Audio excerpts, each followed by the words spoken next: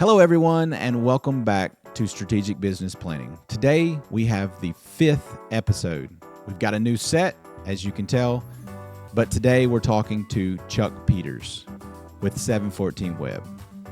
Chuck has scaled 714 Web into the top 1% of digital marketing agencies in the world, with 15 plus years experience across search engine optimization, pay-per-click, and analytics, overseeing 5+ million in ad spend and guiding 10 clients to a 10 times return on investment. Chuck attended an MIT AI business transformation class where he was certified. Now he leads a strategic advisement practice focusing on human talent alignment, AI integration, and custom AI solutions. He helps leadership teams turn complex strategies into measurable growth. Please welcome Chuck Peters on Strategic Business Planning. Hey guys, we're back. I've got Chuck Peters here, and today we're talking do's and don'ts in the IT world, specifically pay-per-click and the website development world. Chuck, so the original website development company that you started, take us back in the day when it first started. 2011. To go a little bit further back, my dad was a big believer in the internet before the internet. He knew when he was in college, he worked on a computer that was the size of a room, fed it these cards, put the sheet in, and he just was infatuated with computers even back then. What year was that? That was in the 70s. Holy. So that was before we were born. It was. Obviously. Yeah, it was before I was born. So he kind of imparted that wisdom on you? Mm-hmm. He always had a computer in the house, and when I say computer, I use that term loosely. It was a Commodore 64. We had more black and green, black and yellow monitors than I can remember. He would put things together. And I remember by the time I was in 7th and 8th grade, we actually bought a PC with Windows. That was our family computer that I played Star Trek on and things like that.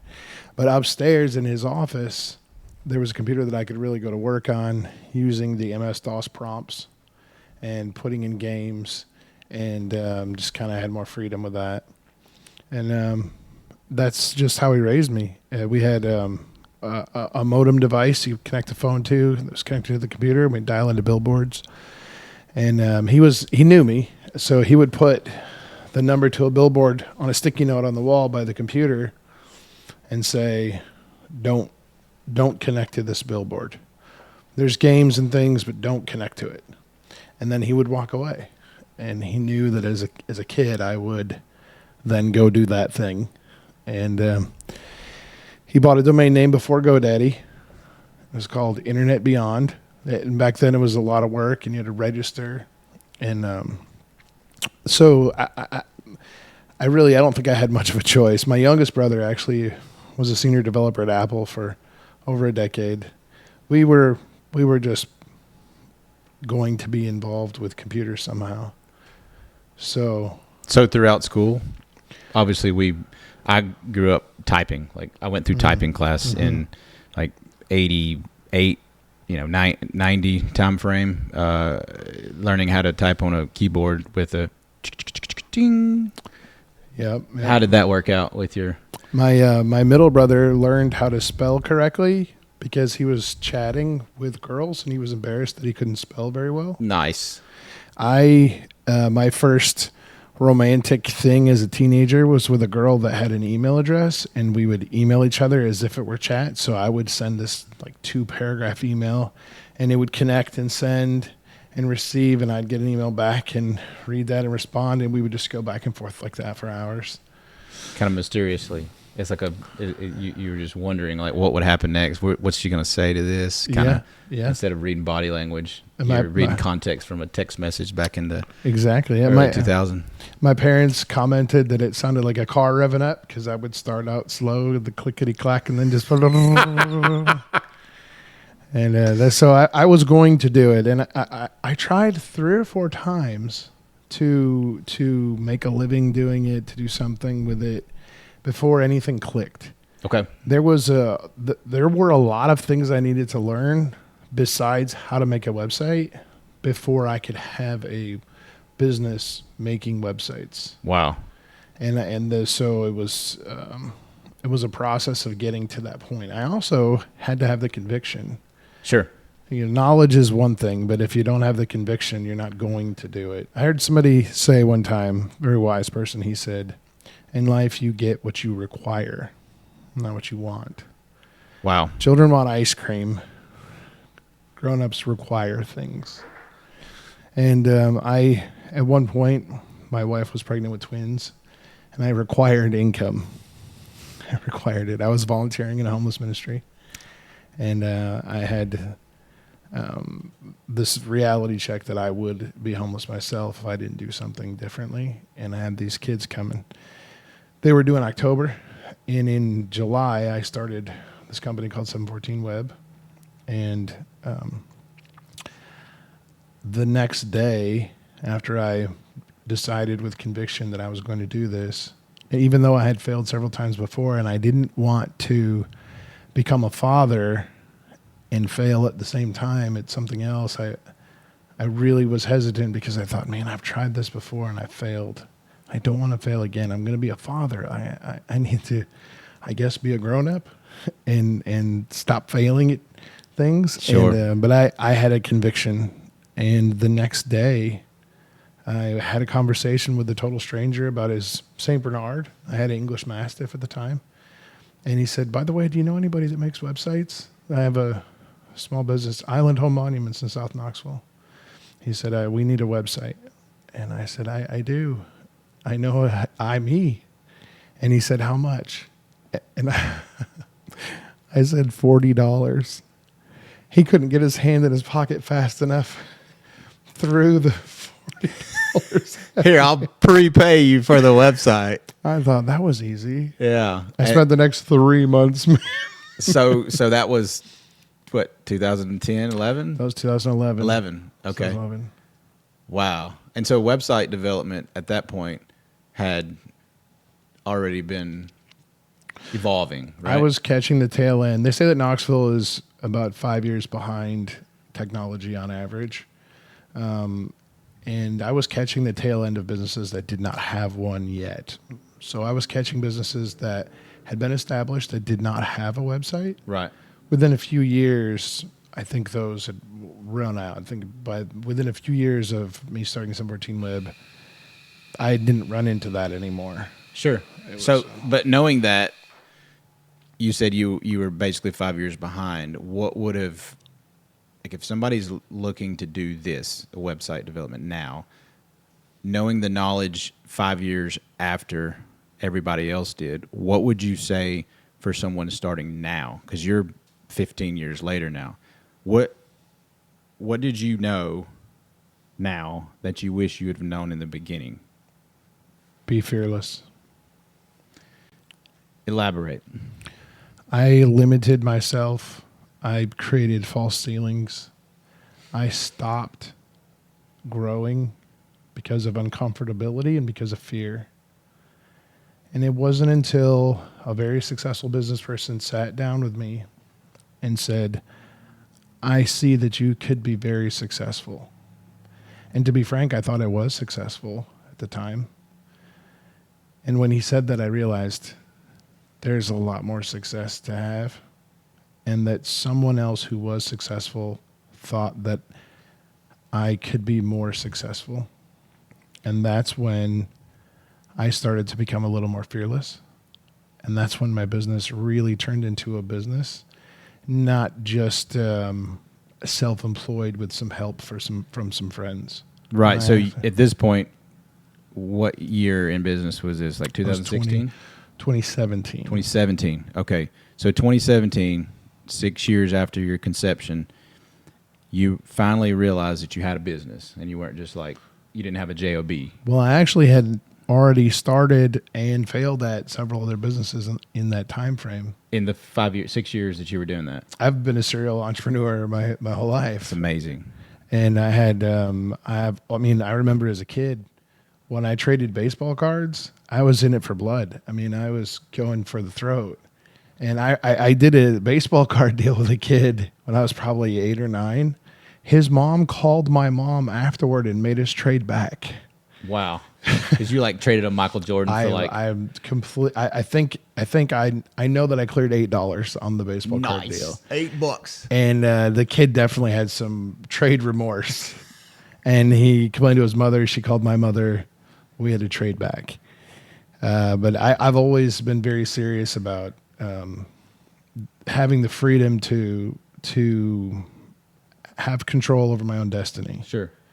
So what do you think of success now, 10 years later? Oh my goodness. I have to tell you, the ideal situation, and if you go look at the top 100 business books that are out today in the last decade, they're going to tell you to scale your business, buy your time back, sit on the beach, and generate revenue that makes its own money. Yep. And I'm going to tell you that that is a great idea, but I did that and I hated it. For me, success is when my son makes the high school golf team. I can tell him the second time you shoot under 40, I will buy you a new set of attack wedges without that putting any pressure on me. I can tell my daughter, you want to go to this summer volleyball camp? No problem. I can tell my wife, you want to go here for vacation? And my wife's very reasonable. It's not like we're trying to go to Europe or anything. It's not a stress. That, to me, is success because I can't spend every waking minute with my family. They have their own lives. They have school, they have work, whatever it is, sports. So I don't need to buy that time back. I need to model being a present and balanced and loving father who works. And I need to model fearless behavior. I need to model to them that with conviction, passion, courage, you can go and do what's already in your heart to do. Is there a moment you can think of in either your boys or girls' life that you thought, wow, I've made it? It's interesting because I haven't made it because I have to work even when they're out of school right now. Like there's days where they're out of school and I have to go to work. So I feel like I haven't made it. But I think they were 3 when at Christmas I bought my son the remote control truck that was like, this was the big thing that I never got, that I always wanted. Absolutely. And I bought him this remote control truck and it was crazy for, wow, he was 3. He played with the box the entire day. And even though he never even wanted to play with the truck, I felt like I made it. I bought him the Christmas present that I never got. Now, I'm not saying I did make it. Yeah. Like I said, I still don't feel like I've made it. Yeah. But you bought the truck I that you bought wish you that would have had when truck. you were little, and he got it, and all he did was play with the box. And you're like, great. I got to tell you this: when my twins turned 7, we celebrated their birthday on a Disney cruise ship. So the whole day they got to wear shirts that said, "Today's my birthday," and the entire cast on the boat all acknowledged and recognized them their birthday, and they got treats and prizes and recognition. And it was an amazing, fun time, and it was really great. And it never would have happened if my wife hadn't pushed for me to take the time. So these moments that were like, wow, this is the being in control of my own destiny this is the result of that. Right. I still wouldn't have stopped pursuing my own destiny had my wife not said, time out. We need to take a break together as a family. And she balances me so well and she pushes for those pauses. And if I'm not pushing forward, then we can't pause and do something. If I always pause and do something else, then we can't go do things. But if you don't stop, my grandmother once told me, my grandparents were very successful. They were in real estate in Southern California, and they did really well. She said, Don is her husband, my grandmother. She said, Don and I danced through the tulips in life, but we never stopped to smell the roses. That's solid. That's pretty solid. I like that. I like that a lot. So it's fair to say that behind every successful man is a powerful, strong woman. Yeah, it's all about the spouse, in my opinion. Who All you right. partner with.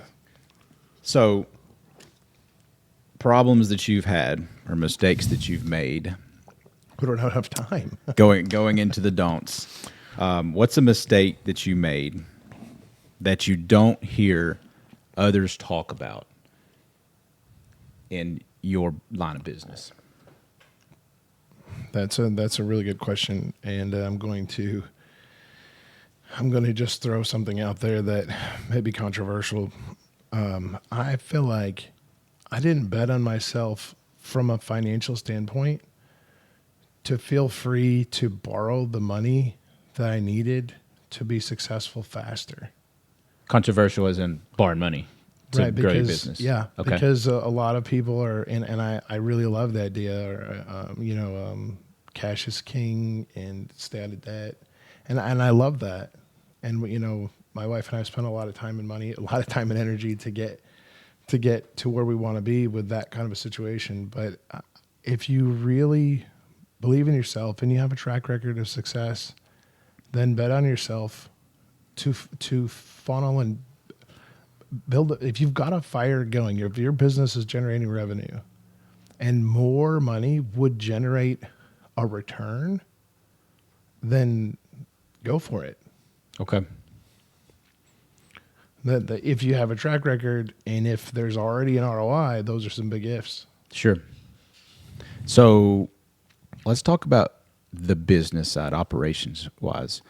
So 15 years, you've probably had some pretty big projects, clients, etc. Can you talk about how you went from not feeling like you were enough to landing the whale of a client to where you are today, and how your perspective in success or perspective in business, where your knowledge is now as you've gotten older? Elaborate on that a little bit. Yeah, that $40 website, my first website, when I finished that project, I actually made him 3 websites for him to pick from. They were horrible. They were the worst. And he picked the ugliest one. It was just the worst by far. And then he gave me $100. Wow.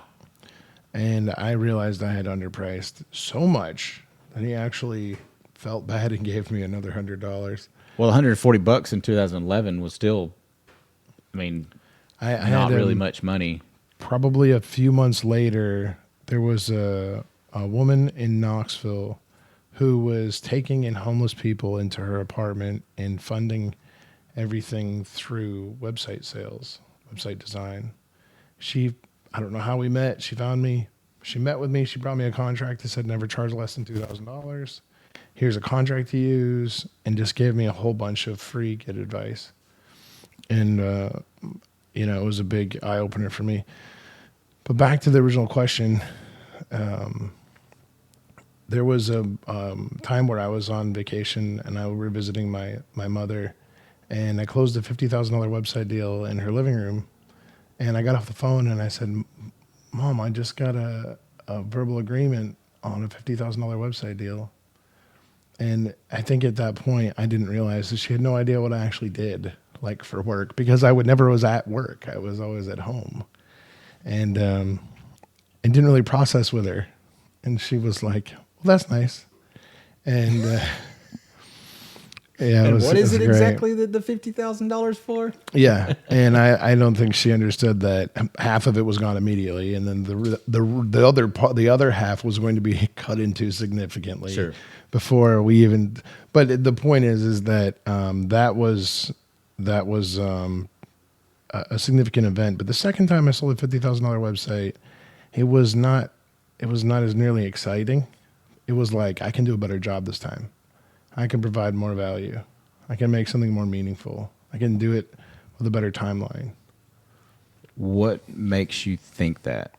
Because there's someone out there, there's somebody watching this right now that's like, I just sold a $5,000 website and I think I'm doing something. But to sell a $50,000 website, it's a little bit different now in the industry, but we'll talk about that in a second. But if somebody's like, I can never sell a $50,000 website or whatever the product might be, what advice do you have for them? Somebody famous said it. I think you probably know who.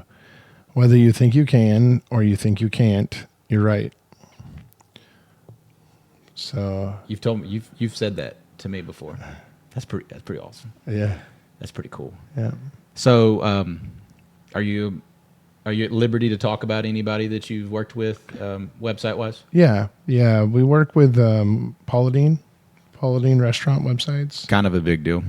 and also her e-commerce store, and that organization is amazing to work with.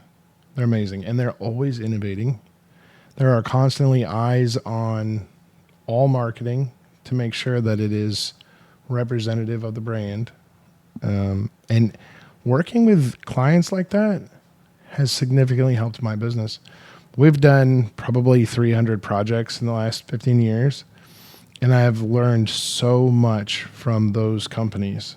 What to do, what not to do, how to handle different situations, what a brand is, what it means, those kinds of things. I mean, it's been an incredible education to learn from these people by listening, by asking questions, by not going into a room saying, okay, I know what to do and I'm going to tell you what to do, but instead going in and saying, how can I align with your vision? What is your expected outcome? What are we trying to accomplish? And how can we help? And then learning, going and doing the research and learning about their industry and what their struggles are, and just learning, because every business is different. Every industry is different. Most industries have technology that changes their particular industry.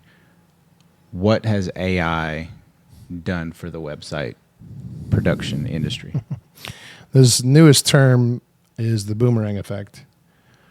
We had the boomerang effect with Wix and with Squarespace, where I would get the call, and I've tried to build it on my own and I can't get there. Can you help me?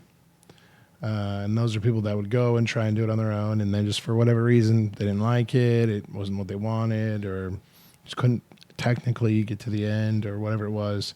So there was a little bit of a boomerang. Like, I'm not going to call you, Chuck, because I'm just going to do this on my own.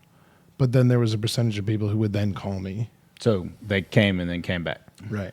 Okay. And it's happening again with AI. So there are a lot of people that are having success doing stuff with AI. We've gotten into AI. I'm MIT certified in agentic AI for business transformation. I spent a lot of time educating myself on AI to understand how it affects businesses, how it can help.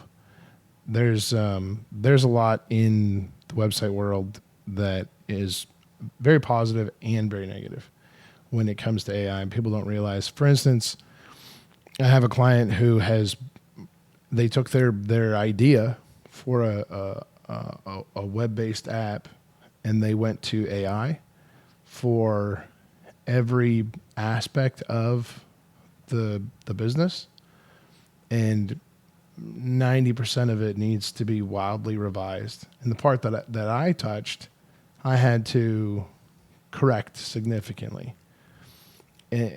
People, I think there's this misconception that because AI knows a lot of things, then it is wise. But that's just not true. There are times when AI is immensely helpful.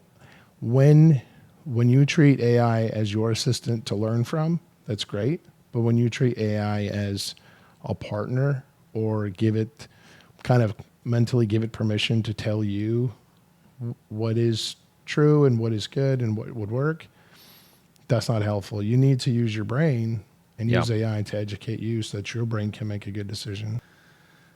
You know what I didn't, and I haven't seen yet with what I've watched.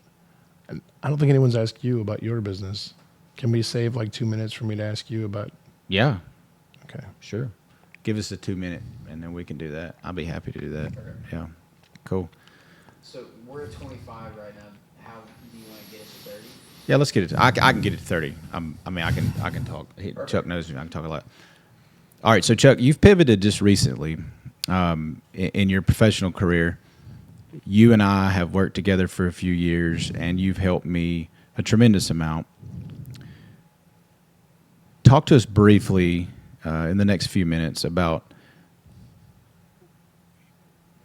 not exiting, but getting a partner and allowing you to go on a I guess third or fourth venture in your life and really making meaningful connections and analysis of people's ability to connect with people. What explain to the viewers what I'm talking about. Yeah. So in 2024, in April of 2024, I took on a partner, and I was able to put all the things that are not my gifting. They're not my. When I was in the homeless ministry, one of the businesses that supported that ministry was a roofing business, and the owner of the ministry was also the owner of the roofing company, and we somehow found ourselves on a roof. And I climbed the ladder and went up on the roof, and he looked at me and he said, "Brother, this just ain't your anointing. You might want to get on down." And he held me back down the ladder. The things that are not my anointing, I've put on my business partner, and he gladly took them, takes them, does those things, and I get to do my part. Of all the things that I've done well and all the things that I've done wrong, I want to redeem them. Redeem the things that I've failed at, messed up at, and expose the things that I've done right for the benefit of others. And the best way for me to do that is to take all of that and go, here's what you do right, and I can tell you that this is the right way because I've failed 3 or 4 times before I did it. And here are some things that I've done right, maybe by accident, maybe by intention, but I've done these right. And these are some things that you can do in these situations. So that led me into the journey of coaching. And that led me to a journey of running into Culture Index. And Culture Index is psychometric assessments that help you understand personality traits. So recently I got this ring. It's a circle ring. Did you know that skin temperature is a physiological marker? I had no idea. Knowing when I wake up what my skin temperature did, raise or fall, what my pulse was, stuff that I'm unaware of while I'm sleeping, stuff that I'm unaware of normally. Knowing that information allows me to make decisions that benefit me. Psychometric assessments for you and your team are huge because there are people have invisible traits, they have invisible markers, and to be able to expose them and say, okay, now I know what I'm working with is hugely beneficial. So I got into Culture Index, and I've had just an amazing time utilizing this tool, working with businesses to look at their team themselves as leaders and really leverage data that most people don't even know you can gather.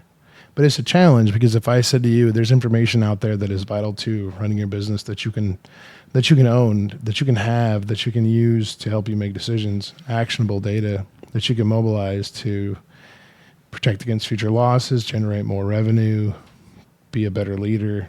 Most people would say, I already know all that there is. I'm aware of what there is to know, and I am or am not interested in knowing those things, but it's one of the unknown unknowns. It's an unknown category. Well, that's kind of like you hitting rewind back to about 2 minutes ago when you were talking about you were doing everything, and then you realized there was strengths that you had. That's right. and weaknesses that you had. And I know there's somebody watching that has weaknesses. They don't consciously talk about them, but one of the things that we do as we mature is we realize that we're not Superman. Exactly. We've got things that we, that we can't do, and actually saying that we can't do it, or finding someone, like in your case, finding a partner to do those things is what you did. That's awesome. Yeah.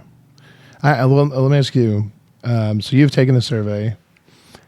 Has it been beneficial to you to see that hidden information? Absolutely. So the survey revealed to me that I'm outgoing. I knew that already, but relationships matter more to me than anything. That's why I talk to the server like they're my best friend. That's why I want to know their name, and that's why I want to know about their life. But other people might not even care that they're there.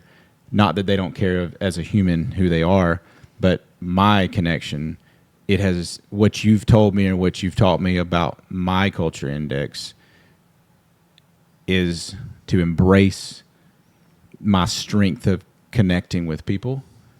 And it's really lifted off, kind of a weight of what I'm doing and why people are the way they are. And so now I know when people don't do what I do, their culture index is different. It's just different. Yeah. Unfair expectations. When you have a team and you have a team member who has opposite traits and you expect them to think like you and do what you do, not only is that unfair, but it's unprofitable. It's not sustainable in business. It creates disengagement, and disengagement is a huge loss of revenue. Mm-hmm. Talk more about what you do. Well, briefly, I have a kind of a long story, but I spent 20 years in the food industry, and I was in sales during COVID for food, and I lost everything. I went from 6 figures, 3,000-4,000 a week, it was my commissions, to zero. At 38 years old, I went from selling 134 to 150,000 a week to $2,862, I think it was.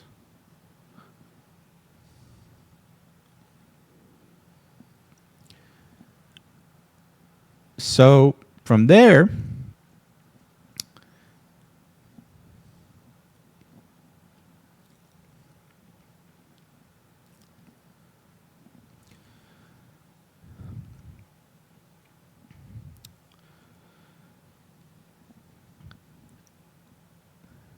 I refused.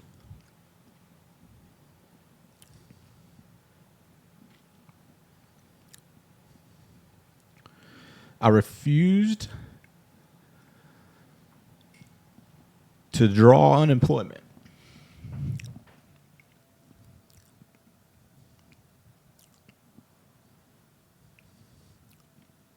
And I went out and worked.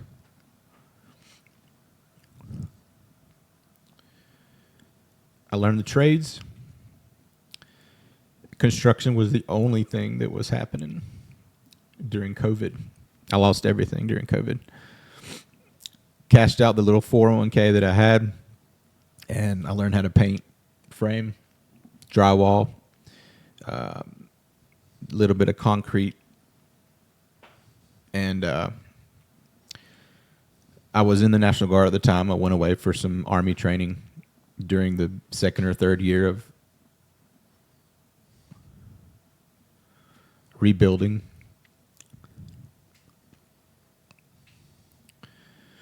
And when I got back, the company I was working for, huge company, multi-million, if not close to hundreds of millions, if not a billion, they didn't call me back when I connected them. So I did what my culture index does, or says that I should do. I made connections with people. I found people that needed work, and I hired them. And so whatever they were good at, I found them work. So if they were good at tile, I sold a bathroom.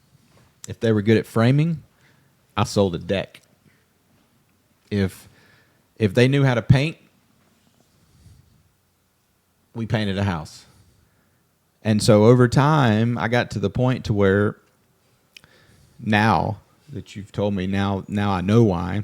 The connections that I made through the people that I just found, whether it's at Home Depot, at Walmart, in the checkout line, or when I was walking my dog at the park, I stopped and talked to somebody, and they said, I do construction. And I said, are you happy where you're working? And they usually would say no, and I would hire them, and they would come and work. And so fast forward, we're in my fourth year business now, and I've just recently partnered with another business in the lawn care industry. And so the relationships that I've been building, the connections that I've made, are taking me down a route of competing with people that aren't at the level that I want to be at in regards to customer service, in regards to service in general.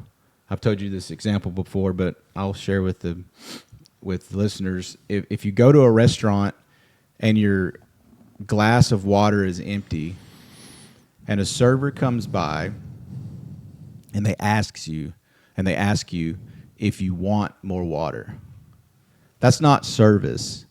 Service is when they fill your glass of water and you don't even know. You don't even stop your conversation. Or they pick your fork up that you've dropped on the floor and they give you a new fork or a new napkin and you don't even know that they were there. That's service. So what I'm doing now is construction concierge. I'm basically giving that level of service in the construction industry where homeowners don't have to deal with contractors. They deal with me. I put on my white gloves and I give them the white glove service. And so now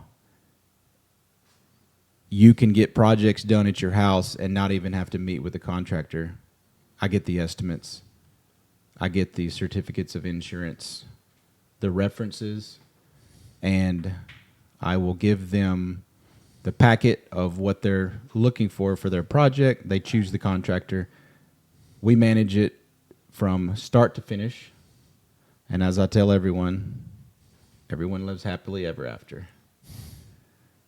They pay us completely different than the contractor. Write a check to me, write a check to them, and I'm not a general contractor. I don't pretend to be a general contractor, and my contract actually says that I'm not a general contractor. I'm simply an advocate for the homeowner. That's where I'm at now. I've gotten to a point to where I'm tired of competing with Chuck with a truck. No offense, Chuck. But Chuck with a truck. None taken. We have, guys in East Tennessee that, bless their heart, but the polished professional that some clients want is not capable for some people, and I want to give that to those customers. And that's me. That's my current business ventures. Well, I just want to tell you that I appreciate you letting me share with you, and I know you. I'm proud to know you, and I'm proud to be your friend. I'm excited for what you're doing. Awesome. Yeah. Is there anything else that you would like to share or tell people about how awesome I am? Kind of a big deal, if y'all didn't know. If you need anything done to your home, you better call John. Awesome. Thanks, guys. Once again, I'm John Coombs. This is Strategic Business Planning with Chuck Peters. And to get a hold of Chuck, you go to chuckpeters.com. chuckpeters.com. To email Chuck Peters, you go chuck@chuckpeters.com. And to get a hold of me, you simply type in calljohncoombs.com. Thank you.